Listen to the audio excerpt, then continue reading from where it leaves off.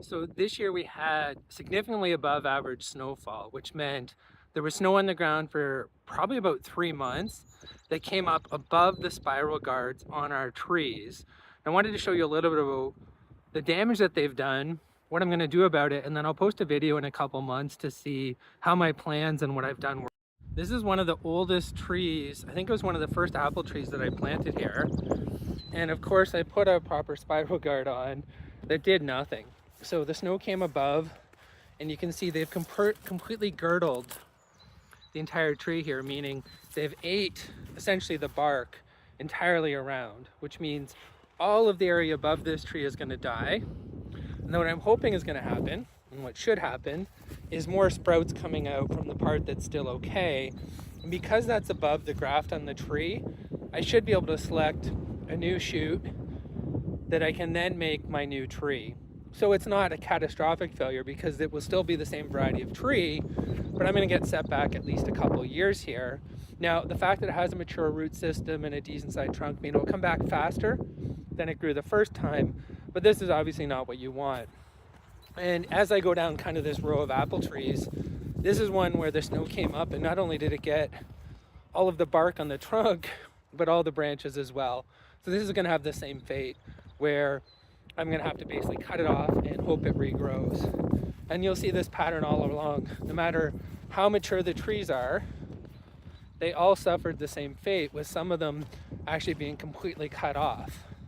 But what's interesting is their choice. So they love young and mature apple trees.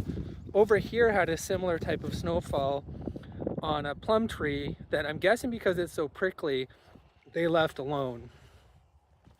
And then I can go up here and you can see even the staghorn sumac, which they, in my experience, tend to leave alone. They've completely girdled those as well. But moving on to red osier dogwood, pretty much left alone, a strong native here. And then a lot of my peach trees, so here's more staghorn sumac, were okay. So here is an older peach tree. The snow was up high again.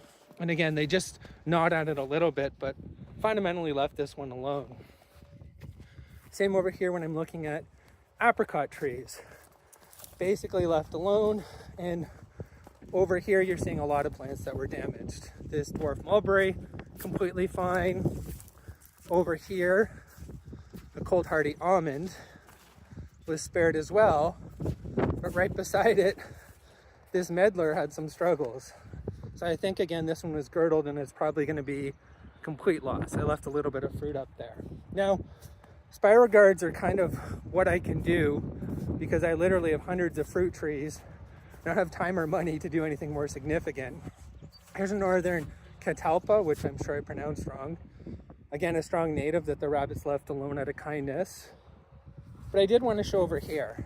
So this was a tree that I planted with some friends from a group called Let's Tree Wilmot, where part of it is they want to demonstrate how to properly protect a tree. And so you can see here, they wrapped it in mesh wire, and that was completely successful in keeping rabbits away from chewing up this bark. So the message is, if you have time, money, or you love your trees, do more than just a spiral guard and make sure that that comes up further, knowing that the snow is going to be high, and hopefully you don't have the same type of losses and setbacks. Again, I don't think these are permanent. These will grow back, like this Asian plum tree here that was completely cut off 2 years in a row. So hopefully next year it will hold on. And I'll provide an update in a couple of months to show how the resprouting has worked on these devastated trees.